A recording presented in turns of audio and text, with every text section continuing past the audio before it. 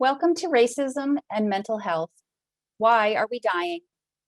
Today's event will be recorded and available for viewing at a later date. By joining this session, you are giving consent to be part of a recorded event. Please note that participants' cameras and microphones will be disabled throughout the webinar, and the chat feature will not be available. You may post a question at any time in the Q&A box, which is located in your toolbar, and it will be sent to the meeting host. We hope to answer as many of your questions as possible today. Thank you for joining us, and it's now my pleasure to turn the webinar over to Dean Allison Vorderstrass.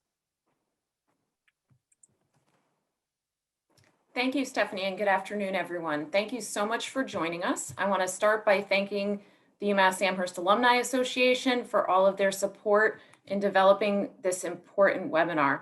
I also want to recognize Dean Ciega-Rees and the School of Public Health and Health Sciences who have contributed to collaborating and sponsoring this webinar and contributing their expertise to our panel today.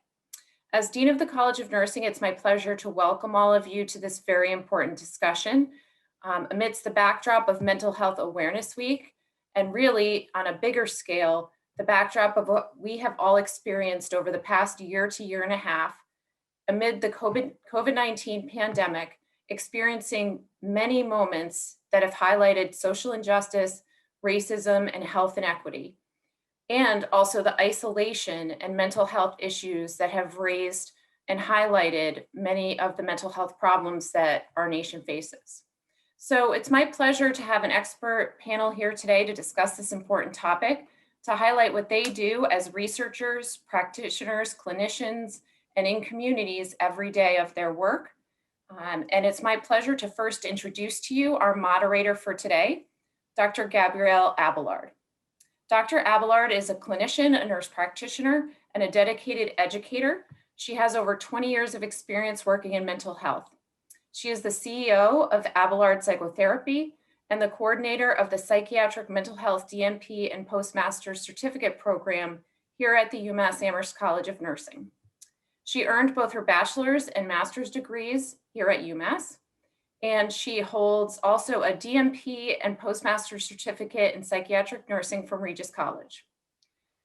I also want to highlight that Gabrielle consults and provides trainings in hospitals, colleges, and organizations on a variety of topics, including suicide awareness and prevention, MBTI, restraint reduction, mental health, telemental health, and cultural awareness. Along with being the recipient of multiple awards, Dr. Abelard holds several leadership positions, including serving as our faculty assembly president at the College of Nursing over the past year, and just recently was selected as an advanced faculty fellow. Advanced faculty fellows act to transform our campus by cultivating equity, inclusion, and success. So please welcome Dr. Gabrielle Abelard, who will lead us in this important discussion. Thank you, Dean Vorderstrass, and good evening and welcome to our virtual conversation. As the president of the Faculty Assembly, an educator and a practitioner, and a woman of color, I am honored to moderate this webinar entitled Racism and Mental Health, Why Are We Dying? So as Dean Vorderstrass mentioned, May is Mental Health Awareness Month. As a society during a pandemic, we have been through an unprecedented year and have all experienced incredible change, uncertainty, and mixed emotions. COVID-19 has been a traumatizing event. Today, 1/3 of Americans report that the pandemic has had an impact on their mental health. Depression is the leading cause of disability in America today. Yet only 1/4 of individuals with a mental health issue seek support. The pandemic, fear, inequality, racism, any of these factors by themselves can negatively affect the mental health of individuals. But in combination, they have created a nationwide mental health crisis. So today we meet for a virtual conversation, 1 year after the death of George Floyd. On May 25th, 2020, Minneapolis police officers arrested George Floyd, a 46-year-old Black man buying cigarettes with a counterfeit $20 bill. 17 minutes after the first squad car arrived at the scene, Mr. Floyd was unconscious and pinned beneath 3 police officers, showing no signs of life. Mr. Chauvin, who was a white police officer, kept his knee on Mr. Floyd's neck for at least 8 minutes and 15 seconds. Even after Mr. Floyd lost consciousness and for a full 20 seconds after paramedics arrived on the scene. A full 1 minute and 20 seconds. Since the death of George Floyd, over 180 people of color have been killed by police officers. Racism and mental health. Why are we dying? So I'd like to begin our webinar this evening with a brief video footage of articles that I have compiled looking at bias, systematic racism, and societal messages. After the video, we will then lead a panel discussion and ending with a Q&A session followed by resources. So I'm going to now switch to our video. Give me one moment to do that.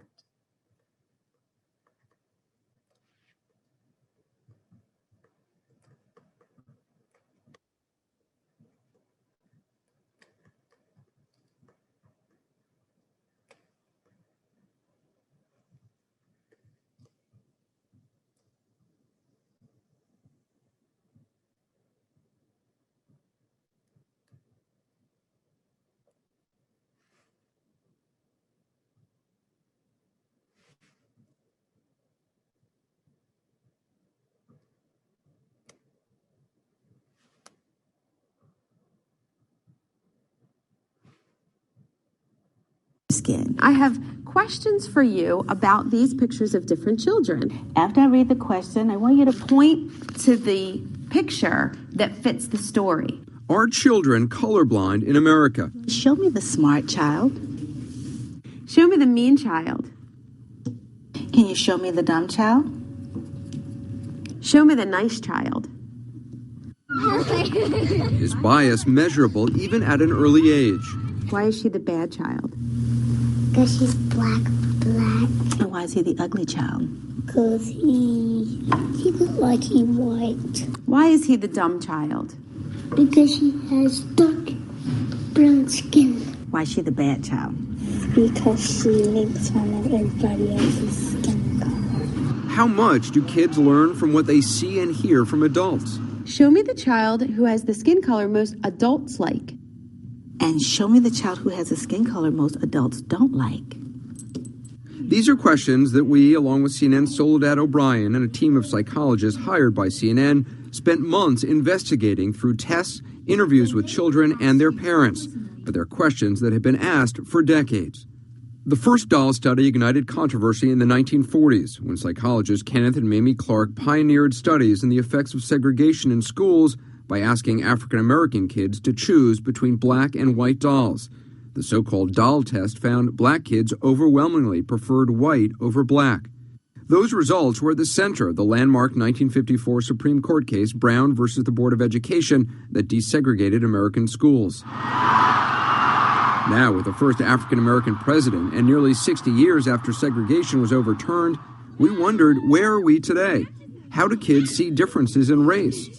What we discovered might shock you, but first, how we got there. Skin color, child skin color estimate. Okay, yeah. We asked renowned child psychologist and University of Chicago researcher Dr. Margaret Beal Spencer to design a pilot study for CNN and analyze the results. Our children are always near us, because we're a society. And what we put out there, kids report back. You ask the question, they'll give you the answer. Spencer's team tested more than 130 kids in 8 schools with very different racial and economic demographics. Half of the schools were in the North, half in the South. Oh, nicely done. While the country is much more diverse today than in the 1940s, the children in this project are from 2 age groups and 2 races, white and black, to better allow comparison to the original doll study. 4- and 5-year-old children were asked a series of questions about these images. 9- and 10-year-old children were asked questions about the same images, as well as this color bar chart. The tests led us to 3 major findings. First, white children as a whole responded with a high rate of what researchers call white bias, identifying the color of their own skin with positive attributes and darker skin with negative attributes. Show me the dumb child. Dumb child. Okay, why is she the dumb child? Because she has black skin. Show me the mean child. Why is he the mean child? Because she's brown. Show me the bad child. Why is he the bad child? Because he is black. Okay. Show me the ugly child. Why is he the ugly child? Because he's brown, black. Show me the child who has the skin color most adults like. And show me the child who has the skin color most adults don't like. Show me the child who has the skin color most children like. Show me the child who has the skin color most children don't like. Show me the child who has the skin color most girls want. Show me the child who has the skin color most girls don't want. The questions that got overwhelmingly white biased answers? Show me the dumb child. About 76% of the younger white children pointed to the two darkest skin tones. Show me the mean child. About 66% of the younger white children pointed to the two darkest skin tones. Show me the child who has the skin color most children don't like. Again, about 66% of the younger white children pointed to the two darkest skin tones. Show me the bad child. More than 59% of the older white children pointed to the two darkest skin tones. But some white children did have more race-neutral responses. So could you show me the good-looking child? So what are you thinking? I know you pointed to them all, but tell me what you're thinking. I'm thinking that I do not care if they are black, white, mixed, or any kind of race. I think that it matters who they really are.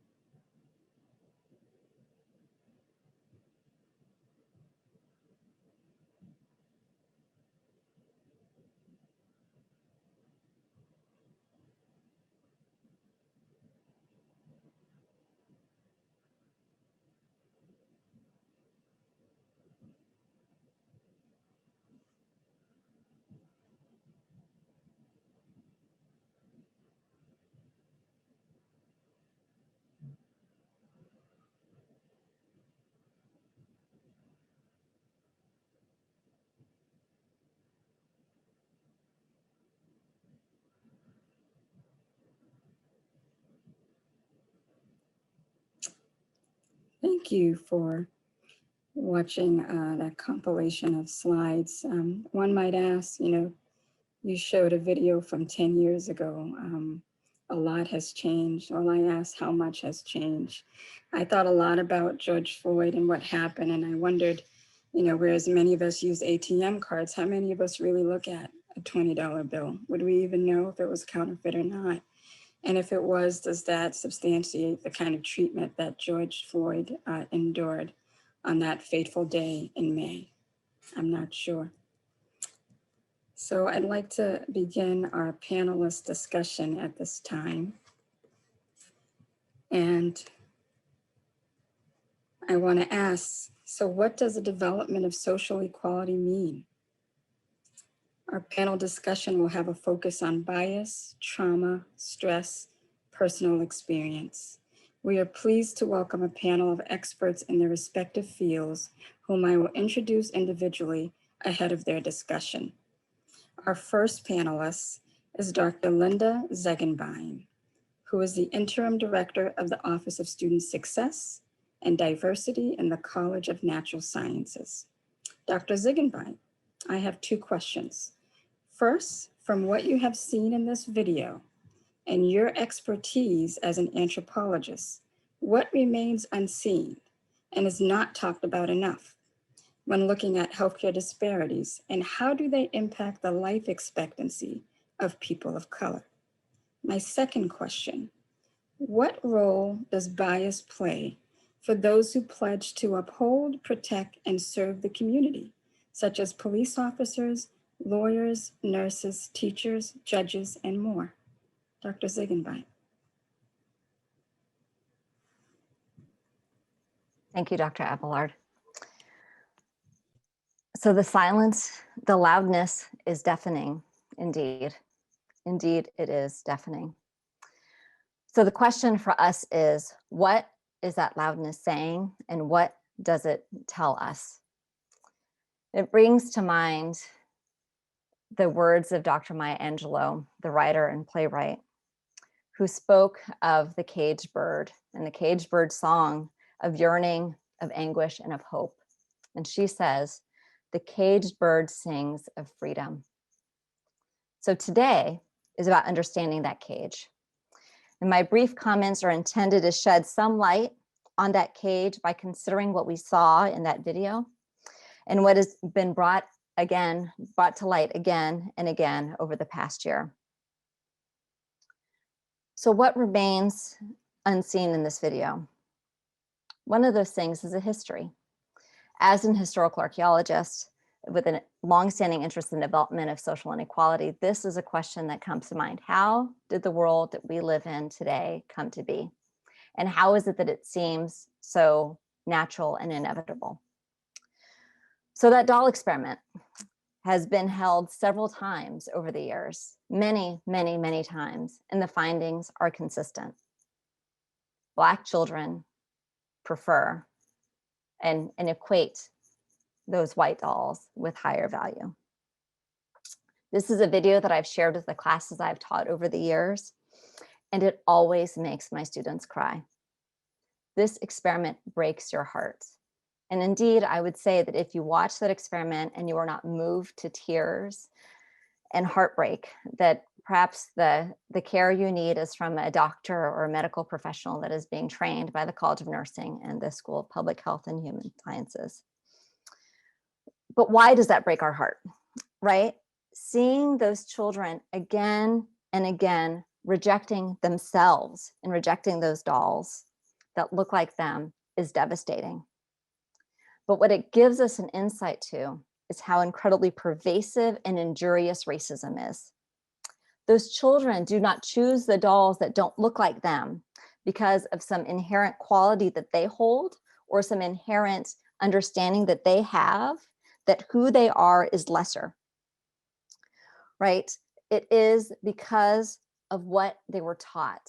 And this, for those of us who are the adults in the room, right? This is our lesson and our charge.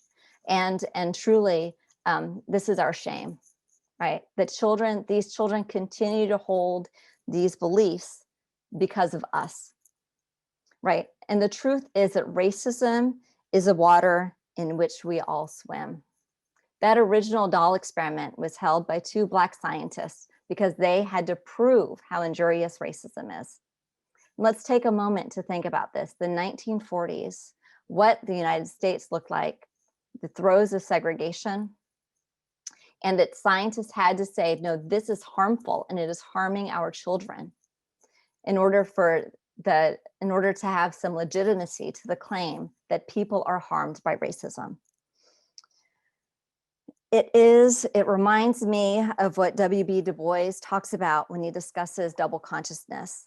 how Black Americans can simultaneously value and valorize their communities while internalizing the racism that denigrates them. Right, and I think that what we need to do, the question is not, are we biased? Do we have racism? But really the question is, how does bias show up in my life? How am I perpetuating it? And what can I do to end it and to change it? Right, and the thing to remember too is all of these lessons, right? These things that the children learned, what we see on the news, what we see in our communities, that this is all an artifact. It is a creation.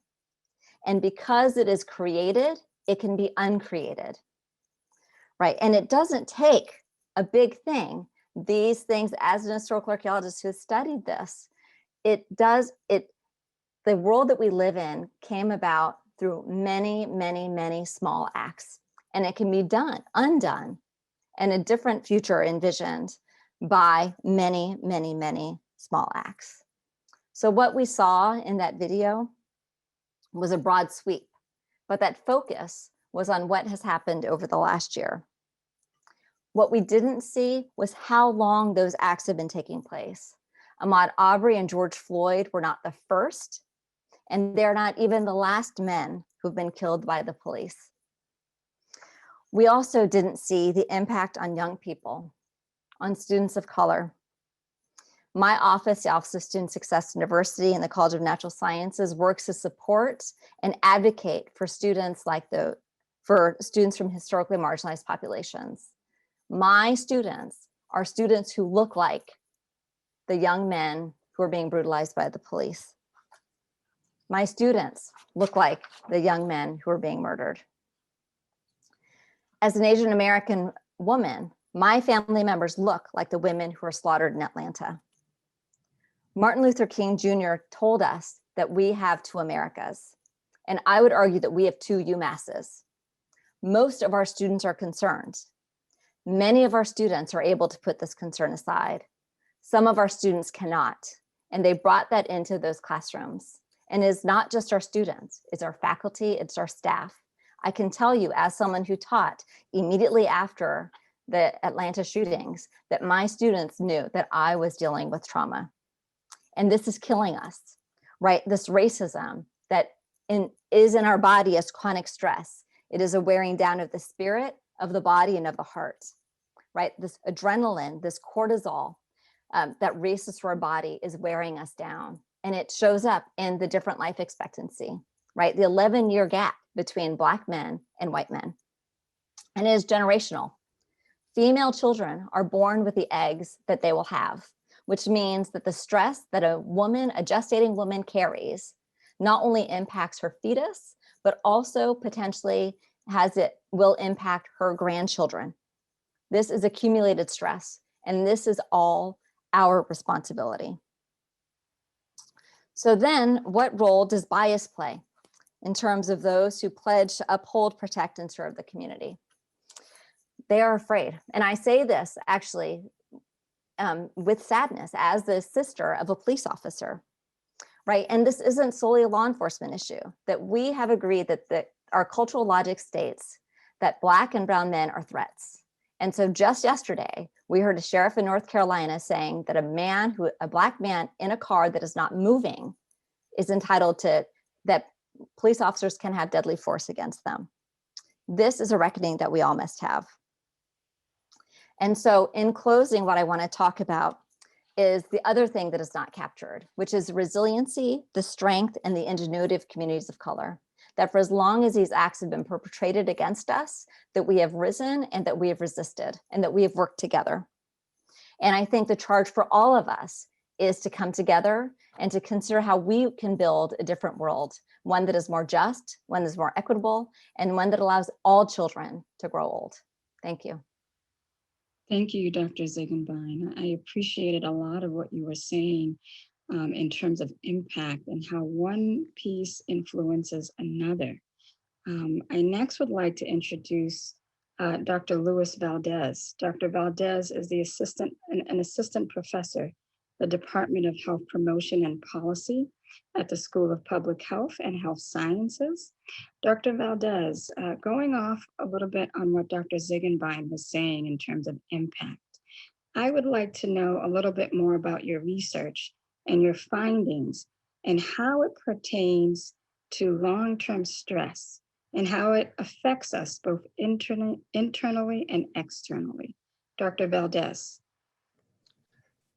Hi, everybody. Thank you. I just wanted to say thank you very much first to the organizers for setting this event up, and just remind us, just watching the videos and listening to the previous speaker talk, just also to the attendees of this talk, to know how re-traumatizing it is for us to sort of try to take us on this journey.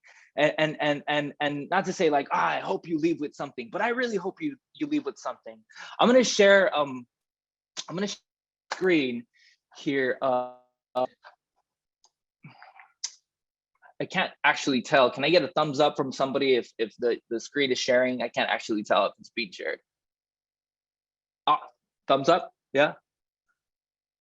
Not yet, Louise. Not yet, okay. There we go. How about now? Yes. Wonderful.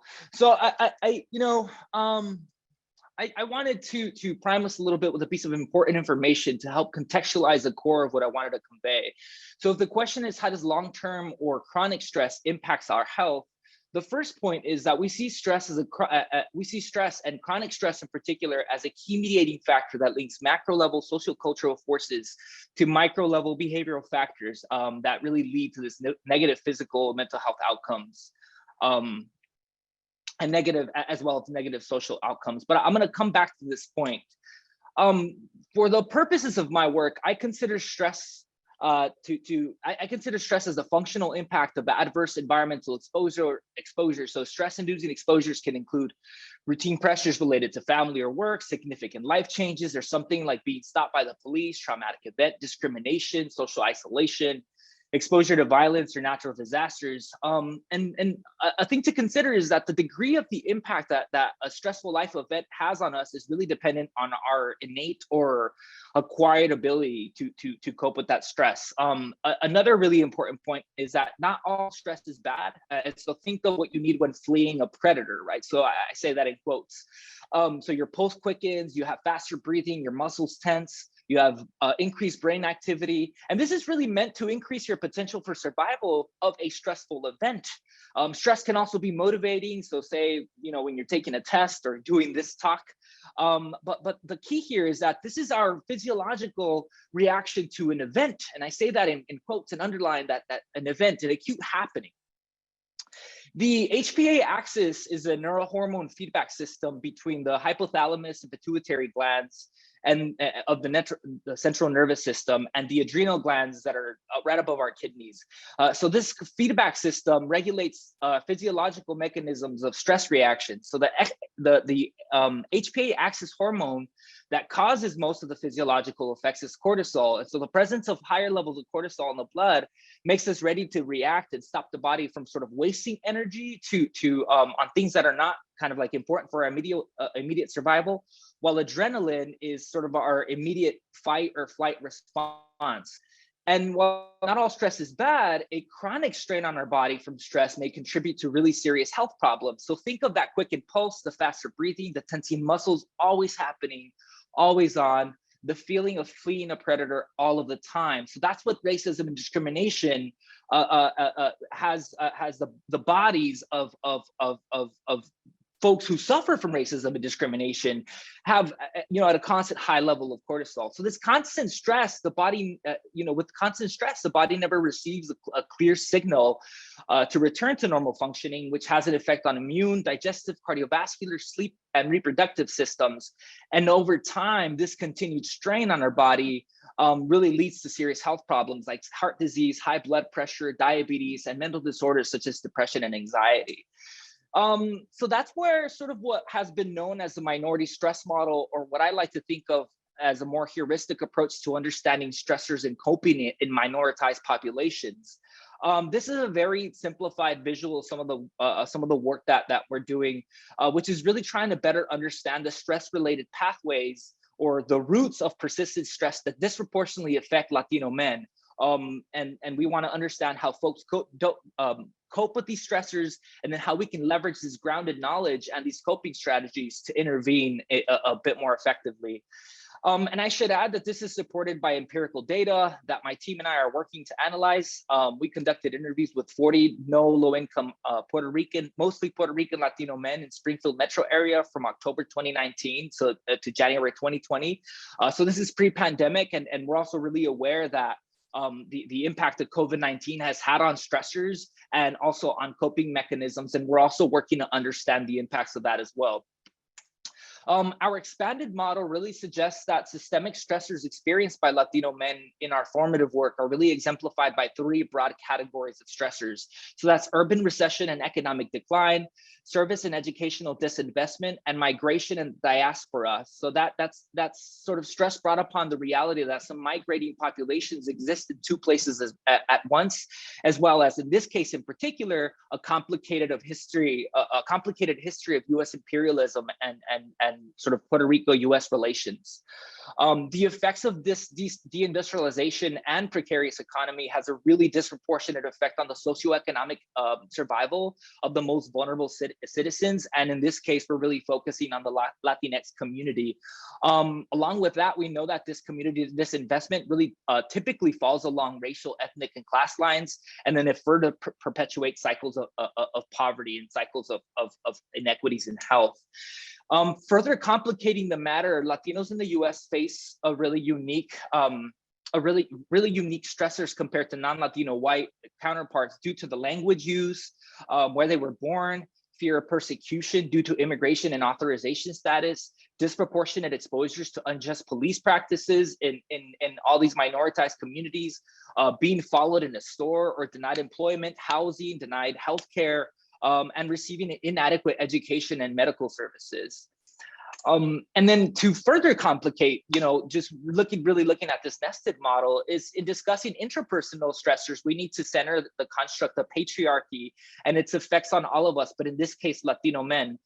Adherence to behavioral traits perceived to be masculine, such as self-reliance, expressions of strength, and emotional disconnectedness can really result in maladaptive life stressor coping behaviors that sometimes lead to higher levels of depression, stress, as well as alcohol misuse. But there's hope. There's hope when looking beyond the obvious need to eliminate sort of systemic stressors that I've mentioned before. We've been able to see that social connectedness, which is sort of like the perceived and actual connection to others, should be considered as a key dimension of health because of how consequential it is to the impact of quality of life. Being socially connected in meaningful ways is really important. And civic engagement, the process by which people take collective action to address issues of public concern while building capacity to make a difference, has really proven positive impacts on social connectedness and individual behavioral health outcomes in this population. So there really is a way to intervene at the community level in ways that strive to diminish this individual impact. And we're going to talk a little bit more moving forward about some of the ways in which you as the folks that are here and all of us can collectively get involved to try to do something about this. Thank you. Excellent points. Sincerely appreciate that. Kind of going off of what you were speaking to in regards to the impact, and I'm really wanting to know what next, what can happen next, what can we do about this? And we have another panelist, Dr. Tuitt. Dr. Khadija Tuitt is a certified psychiatric mental health nurse practitioner and the president of the Western Mass Black Nurses Association. Dr. Tuitt, given that we just heard of how long-term stress can impact us both internally and externally, can you tell us more on why are we dying and how can we make a difference systematically? Thank you, Dr. Abelard. First, let me say I'm very honored to speak on this topic, not only as a Black woman, but a mother to Black children. And so this topic affects not only me, but my children and my community greatly. And so why are we dying? I think that one of the leading causes is that our trauma and our death is not looked at as trauma. And trauma and stress are causing long-term damage, as Dr. Zingenberg has said, from childhood, with long-term effects. So what does this mean, right? Let's take, for instance, the George Floyd incident, the COVID vaccines and everything that's happening today. Our trauma is not looked at as trauma. As a matter of fact, even with George Floyd, the moment any of us are victims, we're automatically turned into the criminal. So our trauma is criminalized. We're not allowed to grieve or to show pain. And so when we're looking at our trauma, it's often placed back on our community. And our trauma, the way it's affected is that what happens to us is our fault. It's dealt with in our community and we have to absorb it. And so there's no space for it to go. Dr. Zingenberg talked about the effects on the body, and Louis talked about, Arturo Valdez talked about the effects of trauma and the long-term effects on the body. So George Floyd, we're seen on TV, there's no escape. We're the victim. If there had been any other victim, if it was a rape victim, you would never see their trauma displayed over and over and over again on TV for entertainment. That is not through a trauma-informed lens. We are looking at what's happening to us as a problem, and a problem that we've caused, and a problem that we have deserved or done something to have this end result happen to us. It is the criminalization of our trauma, and there's this inability to escape. So why are we dying? We're dying because we're not seen, we're not heard, we're not received, and there's no space or place for us to put this pain. Before we leave our homes, we have to prepare ourselves for what that looks like. We have to hide how we're feeling to make others comfortable. All of that inability to escape causes more trauma, causes more pain, causes more negative and ill effects to our bodies, causes more health disparities. And then there's a question of who gets offered what services, who gets offered what support. You know, we look at so many different issues that affect Black and Brown communities. We have the pandemic, we have healthcare disparities, we have gun violence and trauma, and how is that received? You know, oftentimes our children are trauma, when their resilience comes up in negative ways, they're quickly criminalized. Our children in our school system, the first thing that you see is high amounts of money being spent on surveillance. This money is not being spent on community services. It's not spent on teaching us and our children how to deal with trauma and coping. And so the end result is more trauma is induced, more pain is occurring.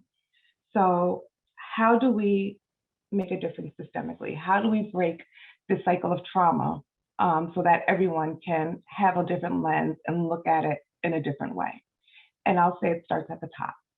If you are working in any institution or any organization and the leaders at the top all look the same, then I will say that you are operating in a racist structure.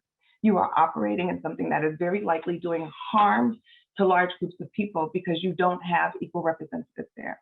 You have people who are making assumptions and speaking about what they think a group of people may need, but you have no one from that group actually represented at that table to say what is truly needed and what support need to be offered for us to heal. There's also a lack of coordinated providers. We know that when we're seen and when we do get help, very often there's judgment, there's lack of understanding, there's bias. And so we pick on that very, very, very quickly. And automatically the wall goes up. There's huge mistrust. And we don't even validate that this mistrust is warranted.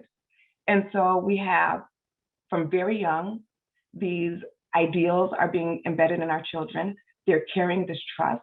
They're carrying this lack of respect for themselves because this is what society has told them to believe about themselves. Let me tell you, if all I saw was what TV said about me, I wouldn't trust me and my people either.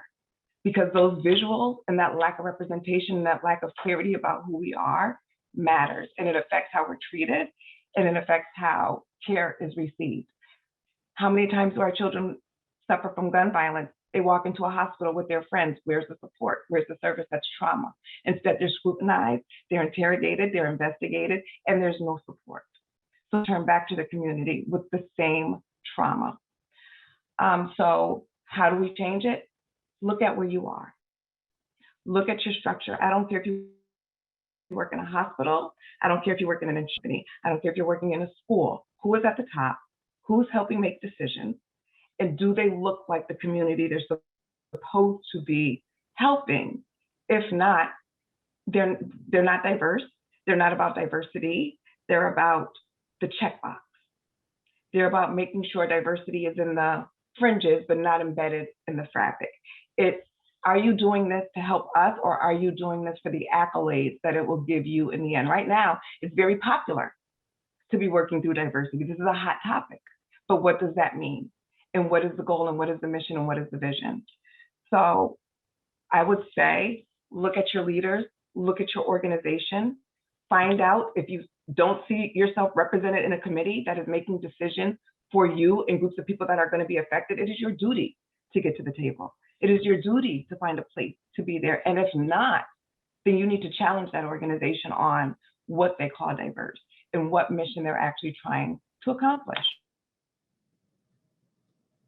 Excellent. So thank you.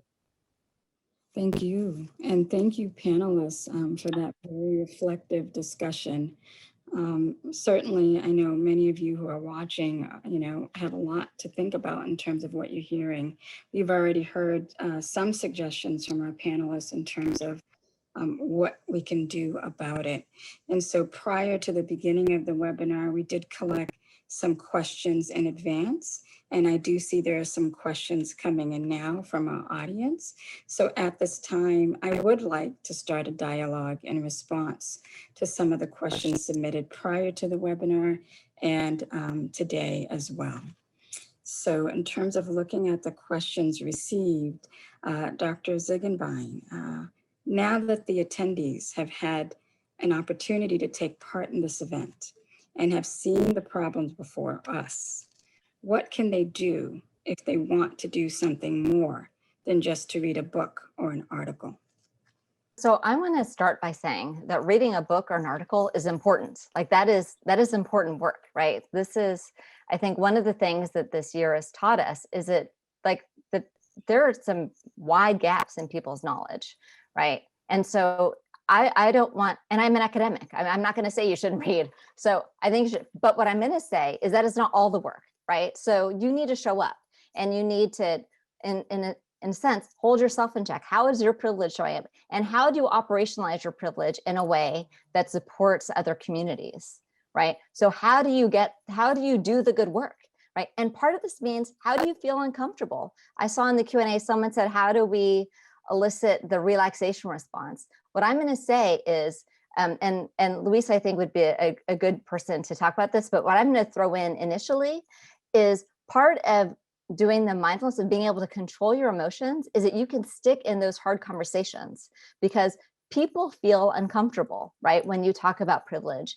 And for some people, you can just leave those conversations. Well, maybe figure out how to manage your emotions so you can stay in it, and you can sit in that discomfort, and you can have those conversations that can lead to real transformation.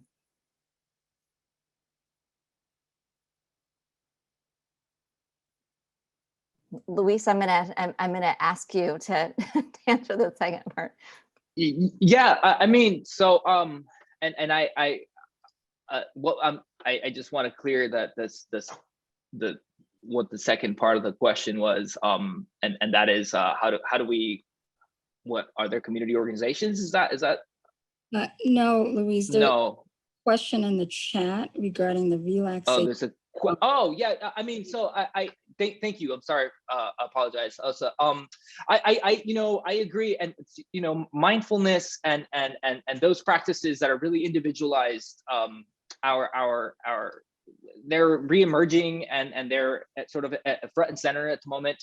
But the reality is that a lot of this is structural work. Is really things like, we can't be pushing mindfulness on folks that are just trying to get by and trying to survive. I mean, mindfulness is great, but when things are happening externally, it doesn't matter how long I meditate, I'm not going to be able to turn the other cheek when my water is leaching toxins, or when I'm facing disproportionate police practices, or when my housing is falling apart, or I'm being kicked out of the home that I lived in because my community is being gentrified, or I don't have access to food. And so, like, mindfulness is great, and those of us who are interventionists are putting that into our intervention practices. So don't get me wrong, part of what I do is really practice puts us into practice.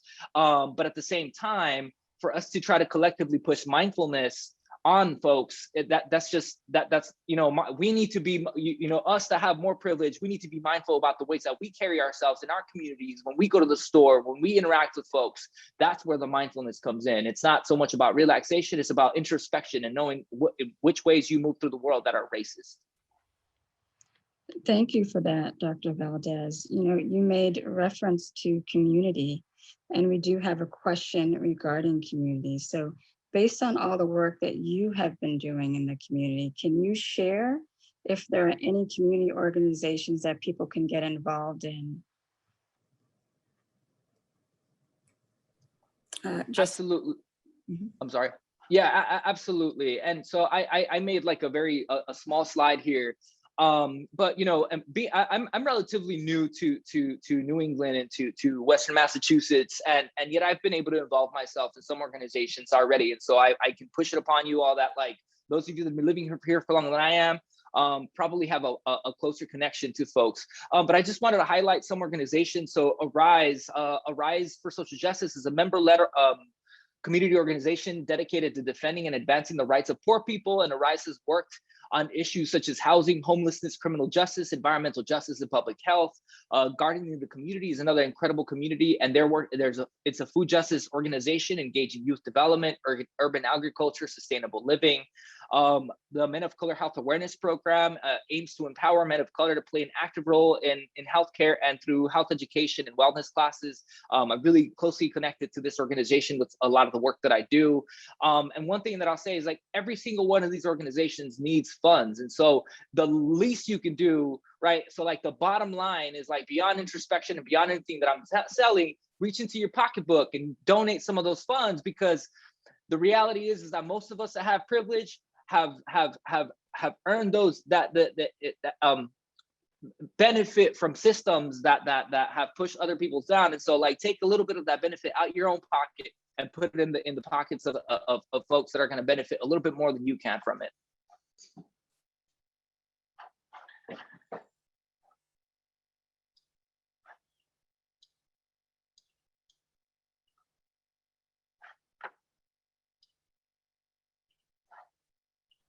I think you're muted, Dr. Abelard.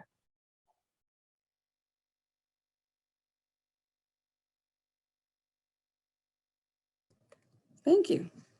So yes, we've talked about many different points during this webinar, and I'm just noticing some of the messages in the chat as well. And I'm wondering from you, Dr. Tuitt, how do we address some of the disparities in mental health services within our communities? Dr. Valdez began to share some of his examples, but how do we do more? And you're muted now, Dr. Tuitt.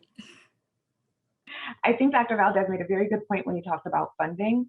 And I think it raises the question when we talk about defunding. And when I say follow the money, because I think there's a misconception that defunding means anti-police, and it is the exact opposite. Defunding literally means let's just make sure we are putting the correct resources in the correct place so people can perform the correct jobs that we need for them to do. And I don't think people understand when I say follow the money, $182 billion is spent every year, $182 billion on policing and private prisons. And out of that money, only 12.3 is allotted to healthcare. So when we're saying if we're going to fix the problem, you have to fund the issue. If you're putting billions and billions into policing, then that's what we're funding. We are not funding stress. We are not looking at trauma. We are literally feeding a pipeline. And, I want people to look at the lens of disparities and understanding that, for instance, we have a panel here of minorities. Why? On the people who are hurting the most, then everyone wins. And a perfect example is the ADA. When they came up with accommodations for people with disabilities, it was for people with disabilities. However,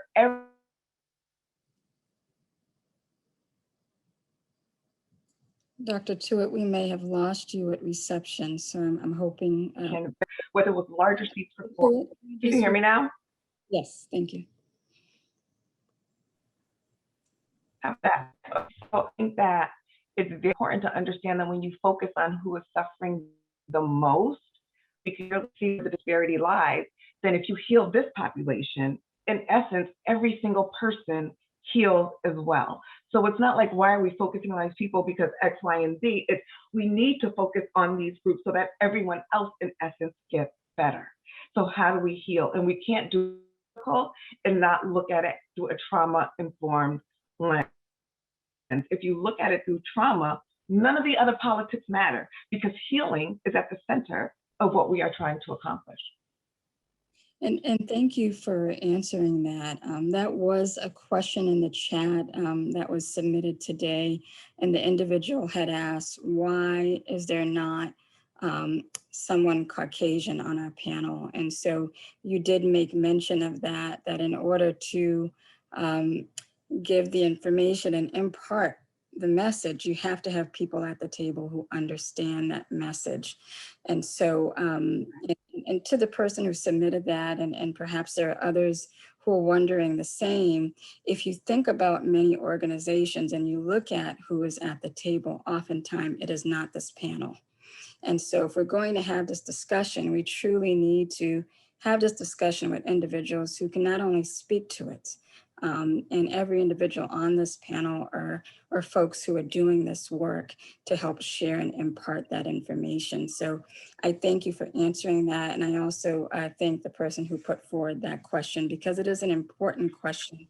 And it really leaves us to the point of how important diversity is. And there is a question here submitted, and the question states, many healthcare organizations have a diversity and inclusion committee, but are not disseminating data showing current demographics in the organization. Do you think healthcare organizations should show data on demographic progress or lack thereof, or to show outcomes of diversity and inclusion committee initiative? And Dr. Tewitt, I think you spoke a little bit about this earlier. I am curious from Dr. Ziegenbein as well, from her work, what she thinks about this, and I would like to circle back to you, Dr. Tewitt, on it as well. Yeah, so my quick answer is, of course, yes. Like they're like, why not share it, right? And if you don't want to share it, then why is it that you don't want to share it? If it's because it is a very homogeneous group of people at that table, well, then you need to talk about that and you need to own it and yeah, show the results of what you're doing, right? And also then you can celebrate it, right? If you really take this seriously and you really want to increase diversity, then you can celebrate that. But you don't need, but oftentimes these things are kept quiet because people don't want to share it. They don't want to tell. And here's the secret. Everybody knows. Everybody knows. So you may as well just talk about it anyway. Thank you for that. Thank you. Dr. Tewitt, would you like to add to that? Yeah, I mean, it's true. You can't fix what you don't acknowledge. And so again, yes, it's very fancy to have D&E and all these people that are doing this work, but what exactly does that mean? I hear a lot of companies say that they're diverse, and we have to look at what diversity means. Okay, so you have this amount of people of color that work for your organization. Within that, the people working in clusters, or are they siloed? Because if they're alone in your organization, then you haven't accomplished much. You've just isolated them, but get credit for the numbers within your institution. So when I say the transparency matters, the transparency matters. Are people staying? Are you retaining? Did you get an exit to find out the true reasons why people leave your organization? And so it's one thing to say you have a department that's doing this, and it's another thing to be transparent about the good, bad, and the ugly. You can't fix what you don't acknowledge. We see now there's police reform and people have videos, and we can't even get the videos, which the whole point was transparency. So you can see that this is not supposed to be a one-way. This is not to absolve one group from anything that they do and then to burden another group with the bad outcomes of what's occurring. And so we can't fix what we don't acknowledge, what we're not transparent about. So yeah, outcome measures and data is critical. I so appreciate you saying that, because I was just looking at a question in the chat that was submitted. The question is regarding data and measurability. So the participant states, thank you very much for this great presentation. I have a question for you. I'm wondering, is there a way to measure how the structural racism related to healthcare can impact on health? I wondered, Dr. Valdez, can you answer that? Again, the participant is wondering, how can we measure structural racism related to healthcare, and how does that impact us? Right. Yeah. And there's actually quite a bit of work that's being done currently. One of the projects that I'm involved in with the community organization that I spoke about earlier, the Medical Color Health Awareness MOCA program. So we're actually we're using a variety of measures, but one of the most important measures that we're using is something that I spoke about during my presentation, is really looking at stress cortisol. Right. So we talked about how when we have elevated levels of stress cortisol, we're under high amount of stress. If it's chronic, then that builds up in our system. And so an interesting way to measure that is by cutting fingernails. So we actually take fingernails from participants of our study, and we can then they go into a fancy lab, and fancy lab people do fancy lab things, and then we actually get data that really helps us account for the level of cortisol that exists in their system at the time. So for a period of about 10 to 12 weeks from when we collected the nail samples. And so that's a relatively simple and very objective way of measuring stress cortisol. So really measuring sort of the impact of this. And then what we then do is we try to take that level of cortisol, those cortisol levels, the cortisol data, and then we compare it to other things. So other questions that we might ask about the folks' environment. So what experiences they have with racism, what experiences they have with housing, what experiences they have with employment, right? So what's their employment status? What's their educational attainment? What's their income? And so really what's their what's the impact of their experience directly with both explicit and vicarious discrimination and racism, right? Police practices. And so we collect all these data from the men that we work with, and then we have a way of comparing sort of what folks' environments, and then also the level of stress cortisol in their system, and that's also how we find out whether or not the intervention that we have is working, right? So there are ways. This is just one way. I mean, there's other ways of looking really at like telomere length and the impact of structural racism on telomere length. Dr. David Shea is doing some incredible work as well on that. So there's there are a lot of really awesome and creative ways of measuring the impacts of structural racism on our health. Absolutely. Short, long answer feels short because I could go on about this, I think. Oh, thank you, Valdez. You're certainly an expert in your field, and so are all of our panelists. We have room just for one more question, which I can answer. The question was regarding the slides. And so participants today can expect that in just about a week, we will be emailing our registrants to this webinar a recording of this session. We will also be emailing a resource list that our wonderful panelists have put together as follow-up to this webinar. So please look for that in just about a week.